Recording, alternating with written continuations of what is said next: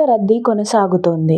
భక్తుల రద్దీకి అనుగుణంగా టీటీడీ చర్యలు తీసుకుంటుంది. సాంకేతికత వినియోగిస్తూ సేవలను సులభతరం చేసేందుకు ప్రయత్నిస్తోంది. కాగా ఏఐ ఆధారిత సేవల కోసం కసరత్తు కొనసాగిస్తుంది. ఇదే సమయంలో టీటీడీలో పాలన వ్యవహారాలపైన ప్రభుత్వం ప్రత్యేకంగా ఫోకస్ చేసింది. ఇందుకోసం తాజాగా కీలక నియామకం చేస్తూ ఉత్తర్వులు జారీ చేసింది. ఇప్పుడు ఈ నియామకం పైన ఆసక్తికర చర్చ సాగుతోంది. ప్రభుత్వం తాజాగా తిరుమల, తిరుపతి దేవస్థానాలకు చీఫ్ ఇన్స్పెక్టింగ్ ఆఫీసర్ గా సీనియర్ ఐఏఎస్ అధికారి సాయి ప్రసాద్ ను నియమించింది. ప్రస్తుత ఆర్థిక సంవత్సరానికి గాను ఆయనను సంబంధిత పోస్టుకు నామినేట్ చేస్తూ రాష్ట్ర ప్రభుత్వ ప్రధాన కార్యదర్శి విజయానంద్ గా ఉత్తర్వులు జారీ చేశారు. టీటీడీ చరిత్రలో ఈ తరహా అధికారిని నియమించడం ఇదే రెండవసారి. 2010లో ఐఏఎస్ అధికారి జి సుధీర్ ని అప్పటి ప్రభుత్వం ఇదే పోస్టుకు నామినేట్ చేసింది. ఇప్పుడు కూడా అధికారాలు, విధులు, బాధ్యతలు వంటివేవి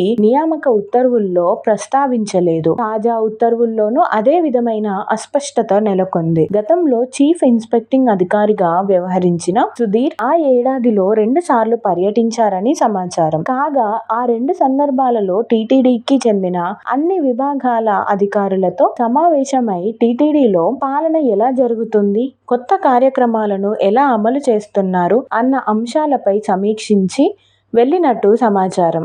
ఆ తర్వాత మళ్లీ అలాంటి అధికారిని నియమించడం ఆసక్తికరంగా మారుతుంది. ఈ నియామకంపై టీటీడీ అధికార వర్గాల్లో స్పష్టత లేదు. ప్రస్తుత టీటీడీ ఈవో, అదనపు ఈవోలను సీఎం చంద్రబాబు ఏరి కోరి బాధ్యతలు అప్పగించారు. వారిద్దరూ సీఎం ఆలోచనలకు అనుగుణంగా పనిచేస్తారనే అభిప్రాయం ఉంది.